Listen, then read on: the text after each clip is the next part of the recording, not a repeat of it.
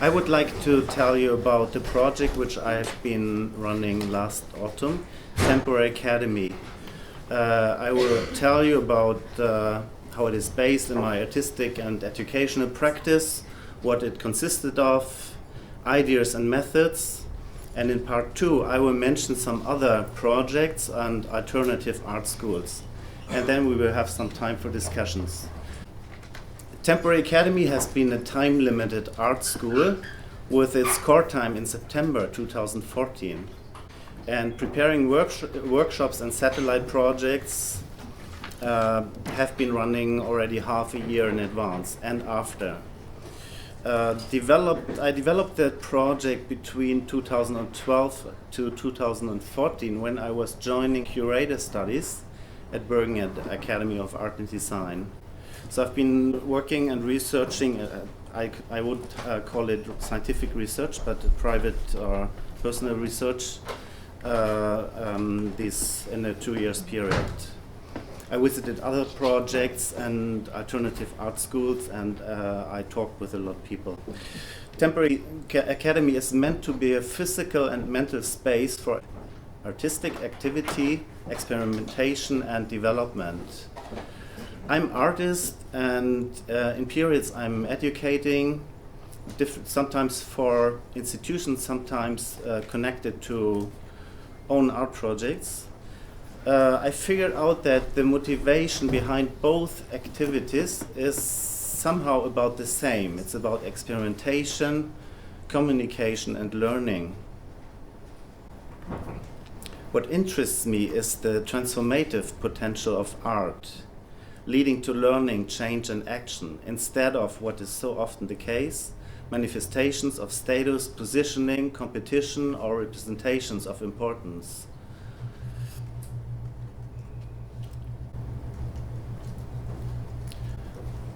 The intentions behind Temporary Academy are generating artistic activity in contact with our time, society, environment. Temporary Academy's background is meeting a need in the region of Kristiansand. So this project was designed for what I felt was needed in Kristiansand and many of my colleagues.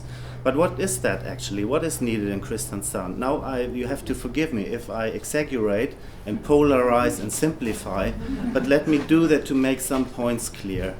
I've been supported by the municipality and by the county, and I'm really grateful for that. Without their support, I don't know where I would be now. But once that is said, let me be a bit rough. There's no art academy or preschool in Kristiansand. There is a need of free art education. I call it free in a naive way. We need open platforms for exchange of ideas and artistic collaboration on a high level, inviting artists into discussions and theory, inviting theorists into the field of practice and action, challenging artists to dare to risk, inviting activists to discuss their issues on a higher level, inviting experts who can support or provoke that, inviting the public to join those discussions. In public and cultural politics, it appears to me to dominate a commercial view on arts. Art's potential seems to be misunderstood or reduced to a tool for entertainment, business and gentrification. This is so often getting visible when public discussions about art happen or about collaboration. Another thing I think is needed in Kristiansand to establish and to promote ecological thinking, holistic thinking and action as a foundation for individual and public strategies. In my work and in my teaching, both in my own artwork and my teaching work, I've been using some methods, challenging myself and my students through moving artistic practice into unusual environments. And somehow that's something we do here right now, to move to this island instead of sitting in a conference hall. And I think in this space we will think and percept differently than we would in the city. Physical and mental spaces, I would call that. I would give you a few examples from my teaching work and own work. For instance, this one. Maybe you shut down the light and the pictures are a bit more clear. Or the. Oh, thanks. You can imagine that in such a situation you think. So yes, thank you very much. I give you some more examples. This one, it's a mine. We had projects there with students, and I had my projects myself. It's 600 meters below the surface, and you don't have any visual contact or any contact to the outside world. And of course, this makes something with your mind and with your expression and with your thoughts. I would call it both the mental and the physical space. Another one is this one, constructed by students. I was working at this boarding school, Agder Folkehøyskole, and the students were not allowed to drink there. And they were in Norway, it's forbidden to drink outside as well. So they constructed their own space to drink. Because it's a legal space. They're everything. Yeah, they put up their own rules. I like that a lot. Don't think they meant it to be an art project, but it is. Another temporary little space, mental space, or it's a bus station. It was in Kabelvåg. Some of these guys are now studying at Bergen Academy. Maybe you recognize them. And I found this in Ireland. I found this painting from 16th century of Peter Bruegel, which is purposes space for networking and positioning and sharing food. It reminds me very much to this space. And why not understanding this space as something like that? Back to Temporary Academy, I will show you some of the locations and environments.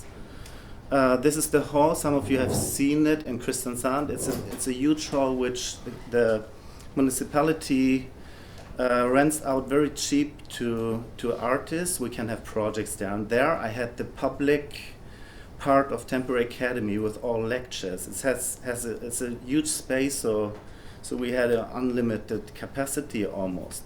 Another space we used was this Odderøya Lighthouse, which we borrowed from West Agder County. It was very nice. And I used it as a kind of an artist residency or hotel for our guest professors and teachers, which were invited. At the same time, we had small seminars in the main house. This is the island where it is positioned. And there's a lot of artist students or studios around there, and my own included. Here I'm sitting with a few young people and students helping me to organize Temporary Academy and finding structures, finding methods for promotion. They taught me more about social medias, and the guy sitting beside me is Atle Holland. He's also here. He was then becoming my main coordinator for some of the community-based workshops. We also used gardens, different places as meeting places, and we planted a garden actually here in my studio garden, and I like that very much because it reminds me a lot to Plato's Academy, the first Temporary Academy lasting only 900 years, a place for scientists, artists, philosophers to rethink art education and other issues and philosophy. Let me show you some pictures about how the space was filled with people, and you can catch up some of the atmosphere. Temporary Academy consisted of around 30 different events. 2 practical workshops, 1 to 2 weeks in length, a central 2 weeks meeting platform with lectures and presentations, completely open to the public, everybody could come. It was very cheap entries, many things were for free. A symposium for all artists, local artists, even amateurs. The youngest was 16, the oldest was 80. There were professors, scientists, and there were amateurs, and there were artists. It was a very diverse thing. We had free zones for improvisation, common meals, a lounge for meeting informal, free meals for everybody, tea ceremonies, community and activist-based workshops like gardening and food workshops starting in advance during the summer. These community-based elements were creating a core group of supporters and people who gave their compassion and their love to the project, and they felt kind of an ownership. And they were kind of inviting even more people to stay and to join time with us. What was very important for me with all these events was the connections between them and across them, across all contributions, workshop initiatives, and people and contents. I've been working hard to connect them as much as possible, not just coincidental based, but also a very precise which part could affect the other one. Another strategy was to include all institutions in a way. Without that, they would take and swallow my project. All local art institutions were somehow involved, contributing with resources, facilities, equipment, or their own experts, and some with money as well. Temporary Academy tried to connect to the local art scenes through inviting and introducing the project in advance, through lectures, interviews, and meetings. Institutions involved: Art Museum, Art Center, Art Hall, University, different foundations, cultural councils of Kristiansand, and the County of West Agder. To give you an imagination about the structure and the connections, I show you this sketch, which I made in advance. So it turned out slightly different, but you see the main pattern, how I try to connect the different segments. In the middle, you see this kind of square. That is the public part where all the lectures were happening in the huge hall. And all these branches and satellites were the projects and segments and workshops in advance and after, but being connected and coming together in the central part. I invited experts, artists and scientists as guest lecturers and workshop leaders. But they were not just expert in their fields, they were special people. I selected them based on their ability to mediate, to be kind of diplomatic, or to provoke, because I wanted them to be initiators, function as initiators for the processes I was interested in. So it was not their reputation which was the main importance, but their talent of initiating things. One of them is, for instance, Professor Jürgen Weiteberg. I would call her a bridge builder. Is that a proper English word? Bridge builder? No. Diplomat, maybe. You know what I mean, I guess? She's art historian, scientist, and curator in the field of contemporary crafts. She's a mediator between manual practice, the most manual art you craft, the most manual art, the most sensitive art you can imagine almost, and theory. And this, I felt the need in Kristiansand because we have lots of craft people which working on a high level, but they are shy for getting in contact with theory. They are afraid. And Jürgen Weiteberg was the perfect person to open this up. So she was running a 2-day seminar for signed-in participants at Bragdøya Lighthouse and the public lecture for everybody about craft and transition. This had an amazing impact on the art scene, attracting professionals from Kristiansand and different parts of the country. The connection between theory and practice was very interesting for us. We had a separate symposium about that as well, where Tormod, for instance, where we acquaintance. Here's another one of these guys, is an economist, Professor Uwe Jakobsen. He is leader of the Center for Ecological Economy and Ethics at the University in Northern Norway. We have been inviting artists, economists, business people, bankers, cultural administrators, politicians, and environmental activists. But they didn't all come. So some came, but we didn't really get the bankers and the business people into it. We would have loved to, because in Kristiansand we have a dialogue between business and culture, and I think that was happening on a lousy level, just about commercial profit and more consumption and stuff like that. So we really wanted to invite to lift this up on another level. We wanted to invite them into a space for rethinking economy, to use these words again, to talk about values, how to establish a new understanding of economy, which is about finding solutions and creating systems to support life. We are not talking about money, branding, and competition, but about value, identity, and collaboration. This seminar, even we didn't reach all we wanted, had a very good impact on local communities, activists, and I'm especially glad for that we managed to get the environmental activists into this and even challenging them to reflect and think more about what they are doing and interested in. So this and the connection between art, culture, ecology, economy in a very broad way, it was very inspiring. You can see, those of you who speak Norwegian can listen to the lecture of Uwe Jacobsen. It's on Temporary Academy's website.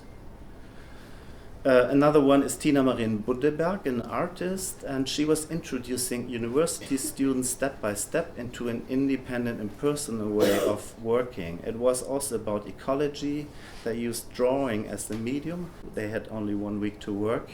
After that, the students worked 1 week alone.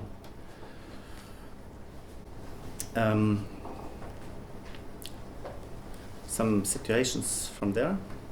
She used techniques like meditation, of course, talking, drawing, and getting in contact with the space, with the place on the island, and developing a personal relation to that and visualizing that.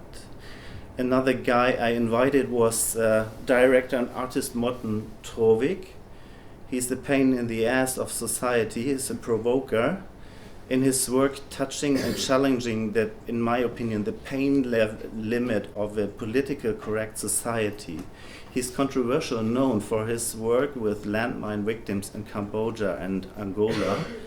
He's doing projects in North Korea, collaborating with musicians, choreographers, and even the national authorities, and people hate him for that. He's banned by several ministries in different countries.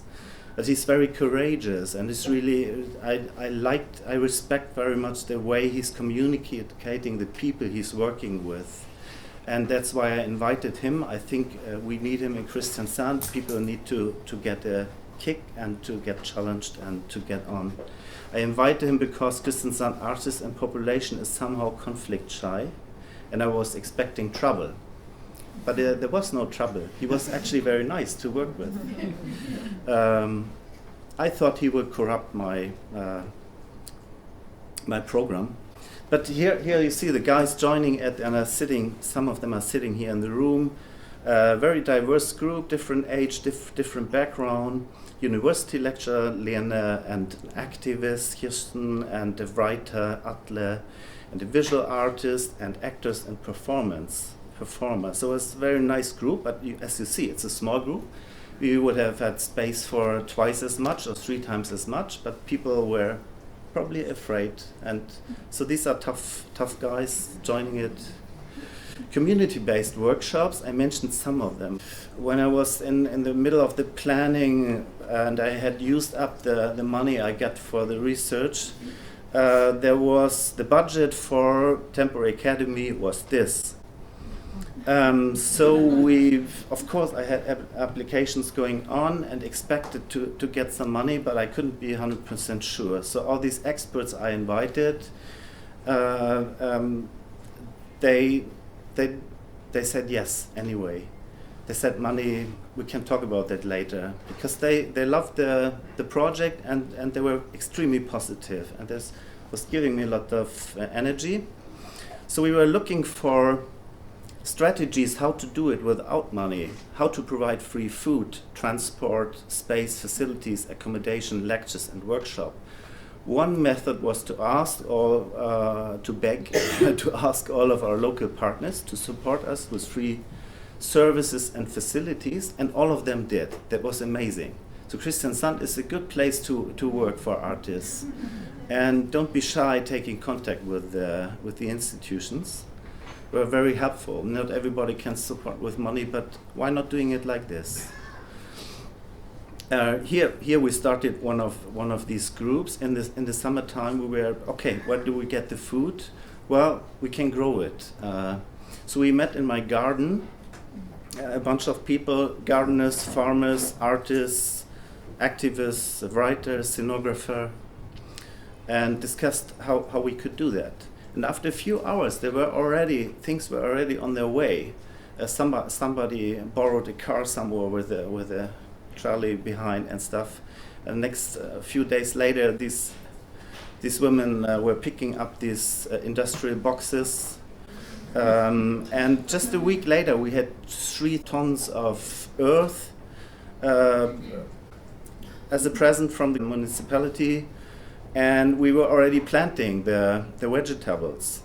Another strategy was to pick food from the rubbish, dumpster diving. I was acquainted with some young people who did that, and I said, tell me more about it. I used to pick material from rubbish containers, but not food. But then they taught me how to do that, and we made a workshop out of it, and we took contact with all the shops and everything in addition. And in this way, we could get enormous amounts of food. And actually, we're doing it here. Last night, some people were gathering things, and you can try a sample tonight. This guy is fishing, but not really for fish, but for something to find a solution for transport. So we were fishing bicycles, Timo Helmers and Atle Holland. And after 1 hour, they had 9 bicycles already. So we're running this workshop, repairing and repainting them. And you can imagine, it's great fun, and it gathers people, and they get connected to the project, they get curious, and this was really creating a great community. Meanwhile, the vegetables were growing, and this space became a paradise. It was wonderful, and it still exists. We're just continuing, and we also have been planting vegetables in public space and in some parks and so on. And as you can imagine, this is the lounge in this space in the Exercerhuset where we had all the public lectures and so on. So this created these zones to relax and to talk and to have this time in between. And as you all know, it's often the good things happening. And here's the narrative of all the lucky people. And but this was really there's Helena. We had tea ceremonies. I'm extremely interested in tea. In my personal artwork, I've been researching that in different Asian countries, learning about tea ceremonies. I wanted to include that in this project because it creates zone for contemplation, for relaxing, and in Asia it is so connected to the whole aesthetic understanding. Like maybe Bauhaus in Germany is a basic for a lot aesthetics. It's tea in Asia, in Japan at least, and in China. And we had a workshop during the summer with some tea philosophy and history, and 3 different techniques to brew and to give tea. And the results of Temporary Academy. Did it work? Yes. But of course, there are challenges, and not everything worked as expected, as wished. Some things were overgoing it, and some were not turning out the same way I wanted. Here are the questions I was working with about 2 years, and I will give them to you. Maybe you want to try something else. Multiple target groups, diversity. As I said, we had a public part where everybody was invited, except children. And we had target groups like professional artists and others. Would that corrupt the project or not? Would it lower the level? No, actually it worked very well. we were interested in reaching a high level of reflection. The program could fall apart in unconnected pieces because it's so much. It's like a menu, and it's challenging to pick some things, and they're not connected anymore. While it is about connection and the effects between, and learning from each other. Yes, for some it fell apart. Some people were just picking something. But after all, for many it turned out, and there were many things which worked very well connected and good. But of course, this is always a question. The program, parallel or chronological. Parallel would mean you couldn't join several things. Chronological would mean you stretch it over such a long period that it's too long and nobody would follow it continuously or something. It was made it was balanced, as you saw the sketch with the different parts. Contact information flow between the different segments, which was very important, as I said. I worked my ass off. It worked, but it was so tiring, and I wished I would have more people helping me with that. How to activate people and content? Another question. Many strategies.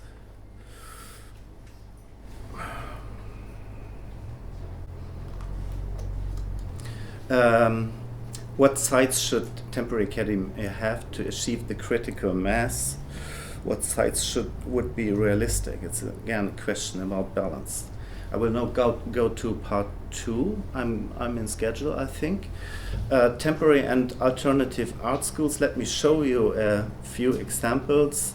And here's I took this picture because of the Spanish people here. It's the temporary art school, temporary schools of Antonio Gaudí. A picture. So this is not a new idea to do those. But to go to more contemporary examples, you see here a list with the names, which is quite amazing. The Independent School of Art, the Public School, Night School, Workers' Punk School, Berlin, Skydive, Sundown Salon, Carrot, Workers Collective, Mountain School of Art, Org, Museum as a Hub, Toxico Cultura, the University of Incidental Knowledge, Group Material, Parallel Action, which is from Oslo, Society of Control, which is from Germany. And on your right-hand side, you have 2 historic examples, which have been role models for the others. And this list could be endless long. And you see the variations, diversity. Some are really playful and experimental, and others appear to be very serious. I try to I will characterize it in 3 categories, even it's stupid to do so, but somehow they felt in these, for me, in these categories. Some are pure art projects, conceptual projects, installations using institutional formats or references. I don't necessarily want to give people an art education, but to be a piece of art in itself. The second category I figured out was alternative art schools, free schools without exams, with alternative philosophy and pedagogics, democratic self-organized schools, political motivated, alternatives to public institutions. They are in a way real schools. They want to educate. They want to be an alternative to the conventional education system. And the third category, maybe most problematic to call it like that, museums pedagogic project, I call them, or theory-based seminars. You find them a lot in museums, or connected to biennales.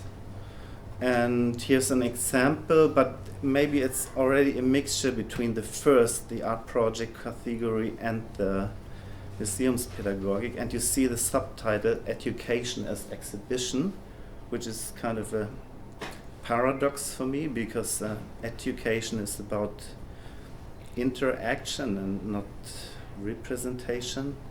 But of course, this very interested by Anton Vidokle has been running many projects, and I guess Irit has been joining some of his art schools.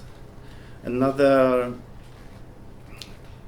example I found on the internet, which was very charming, which I like a lot. It's the Independent School of Art in America, San Francisco. It existed only 1 or 2 years, founded by an artist, John Rubin, and they were operating without any external resources or money, nomadic, without physical site, without accreditation, of course.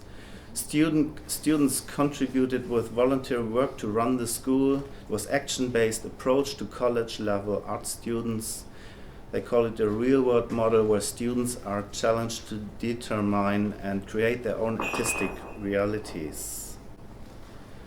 If I compare those projects, I see two main motivations appearing. And the one is the interest in the art of encounter or relational aesthetics. I think about interactive art focused on process. Typical formats for those are art projects with formats like office, laboratory, platform, guide. That makes me thinking about Joseph Beuys' Erweiterter Kunstbegriff and about his institutional formats for his projects like Office for Direct Democracy, Foundation of the Green Party, and many other ones. The other motivation I would call a counter movement to what follows the Bologna protocols, a movement against control, standardization, quality management, bureaucracy, new public management, dehumanizing education in a way. You can go back to Taylorism. Joseph Beuys, of course, very interesting for us, I think, said everybody's an artist in the 70s while he was professor at Düsseldorf Academy. And he was opening up the doors. He said, since everybody's an artist, everybody should be allowed to study art here. And at that time it was a scandal. And the institution almost exploded because there were hundreds or even thousands of people coming and wanted to join his class. And so they all the professors, the colleagues, and the institution got mad of him, and finally the cultural minister fired him. Fired one of the most influential and interesting or important artists in Germany. So Beuys founded his own free international university, which still exists, but today I think it's kind of a petrified, kind of dogmatic version, not like it was meant to be eventually.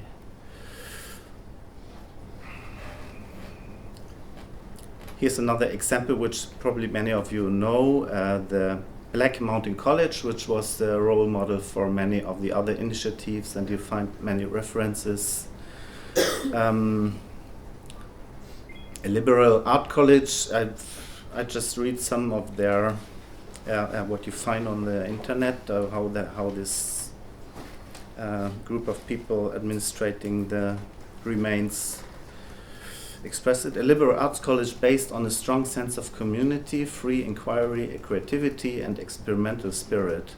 All members of the college community participated in its operation, including farm work, construction projects, and kitchen duty. Josef Albers, coming from German Bauhaus, was involved to build up the program, fleeing from the Nazis, or when they put down the Bauhaus. Art as a project, not a product, was his philosophy. And the educational concept, people must be as free as possible to make their own choices and create their own lives. Students were expected to take primary responsibility for their education, to be engaged in the learning community, and to seek, find, and create opportunities for personal growth.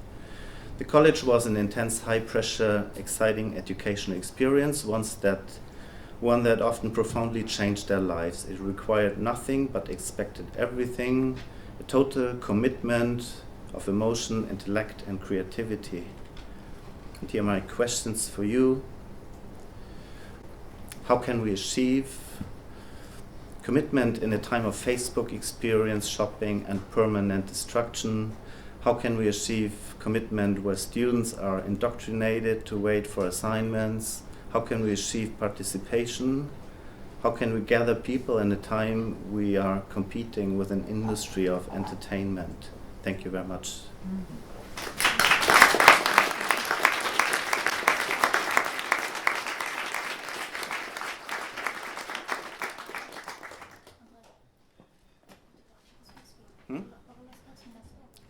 Yeah, I can put back to the questions, of course.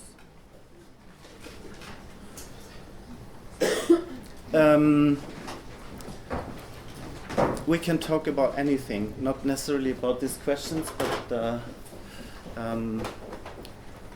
yeah. Okay. Hi. Thank you very much for an interesting project. I was curious about to hear a little bit more about your reflections.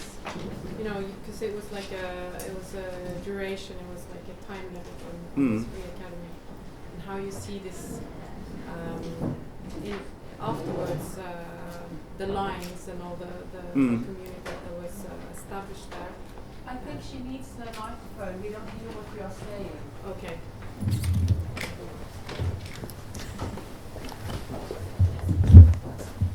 Can you start off again? Yes, hello. Thank you very much for an interesting presentation, André. My name is Shasti. I'm from the Art Academy in Bergen, and very much of these questions that you're raising we also do together with the students that we have with us today. So my first question to you was about your reflection, because it was a time limit and the duration of your project, and how do you see this kind of evolve, the commitment and the relations that was founded there, how they grow now in the future? What was the precise question? If it worked, or yeah, if I like would wish a longer period, or yeah, like your new project now, how you think about the Free Academy when you have that experience within a time frame, like a duration. Okay. I would have liked, and I have a microphone here. Thanks. I would have, in the beginning, I was thinking about this 3-month period. Then I was shrinking it down to 2 months because I figured out I can't afford it, and then in relation to the budget coming in, I had to compress it even more. But I think this was maybe, I don't know if I really can say this was the minimum you need, but I mean it worked, but I could have imagined a longer period, of course. I think there are so many possibilities. I couldn't say this is the only way to do it. Sorry. Yeah. But you did go on longer. I mean, you started quite early. That's right. So that people who don't live here need to know that. Actually, for us, it was a long period. Okay, and there were these pre-projects and workshops. Of course, then it already started when I had a group of young people, and we just traveled to different exhibitions and discussed that, and we were talking how can we start. So in a way it already started there, or maybe even before, when the idea was appearing. Then it was kind of a Luftschlot, a castle made of air, you know. And until the very moment when all the people came and filled that with blood and life and so on. And in a way, the garden still exists, you know, and people are gathering rubbish still, and making meals for others, and so there's something still going on. And in a way, for me, this event here is a continuation as well, because it's I can rethink Temporary Academy. And we wouldn't sit here in this constellation without getting to know each other during that time. So in a way, it's a process, yeah, somehow developing, and Sabine. Yeah, I mean, that was actually kind of the same. I had spontaneously reaction, but it wasn't just these 2 months. Just as you gave the presentation, it was much longer, or where I actually perceive different layers of time, and where I think that is a very important aspect, because I think just by telling you this narration. I get the feeling that it started with one kind of period where you have more intersections. Okay, people come together for meetings, they do something together, and by that you create a kind of energy which makes the core event actually possible. And where I think that is something really crucial, that you develop a group energy that is carrying the main event. And if that would have been before, it wouldn't have happened. And I think it's the same thing what is coming afterwards, because of the creation of this commitment first in the smaller group, which then enables the invitation of the larger group.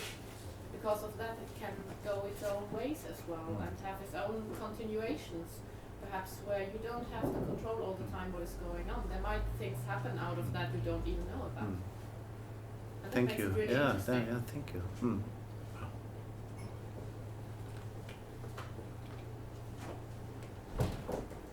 I ask you?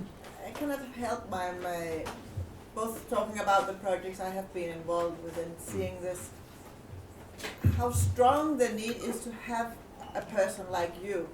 I mean, even if you don't want to be it, you still say you worked your ass off, you were a very visible leader of this, and you actually say, my project. You speak in first person when you speak to us. But I guess this was not really the intention, that you would have loved it to grow even without you. But how can we do in this kinds of projects? Is there a way out of having this strong, charismatic leader? Who, Institutionalization. And I would never do it. And no, but it's a good question, very good question, and I'm asking this myself. Am I too convinced about myself? Because do I really give space to the people to shape this, or am I in charge and control all the time? And of course, I was in control, and I was leading things in the direction I wanted to try. So in this way, it's a personal art project, because it's based on what I think is the right thing to do, and I wouldn't let anybody else corrupt it. On the other hand, is also to give confidence to the groups of people formatting there, and give them space and I think we need more projects that really explore leadership. What is leadership, and how can we work also with that sort of artistically, or trying out different models. But of course, you were. I'm not saying you were not. But it's very interesting. Thank you. Yeah.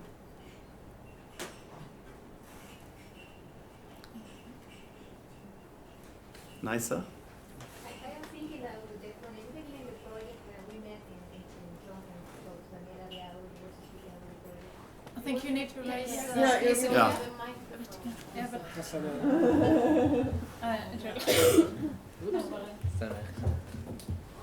I don't know if it's that long, but we can try.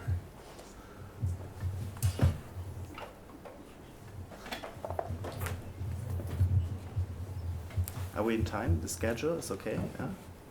Yeah. Hi. I was speaking at when we met, you was the planning of the project in Stavanger, and you was speaking me about that the project was coming from the response that the in Kristiansand Norway University that was given in a platform, the kind of the way, of communication and experiment.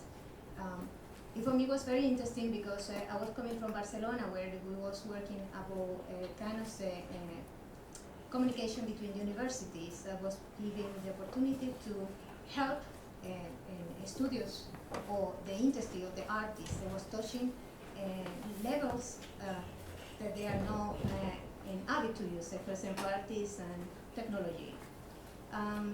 Now that you created the project that is going so nice, and of course you was forced to reduce the period, do you not believe that should be alive outside the project of art, like a real opportunity for to develop a platform that is alive, continuous, or should be ended like a point experimental. We will leave the opportunity to someone have this idea to generate other place. I mean, it's not possible that it's maintained temporary academy in a way more alive for the like a platform where we can to use it for developing other kind of a connection between knowledge and experimentation. In a way, there are lots of. I mean, people got acquaintance and friendships appeared, and collaborations, and we're still using the network, and somehow it's continuating. And on the other hand, I never wanted to see it, or after I really figured out what I want, I didn't want to repeat it or say this is the first and then we will build on this and that and that. People were asking me, I can't come this time, when is it next time, and so on. I got these questions permanently, and I said there's no next time, it's only once in the lifetime, it's here and now, and you're welcome to join it. And I was a bit inspired by Taoist or Asian philosophy, so looking at the tea ceremony, for instance, as this once in a lifetime experience. Maybe you would join others later, but that doesn't matter in that moment. It's there now, and many projects or institutions or companies have the characteristic that they never die, why they should die. And yeah, I don't really know how this is going on or not.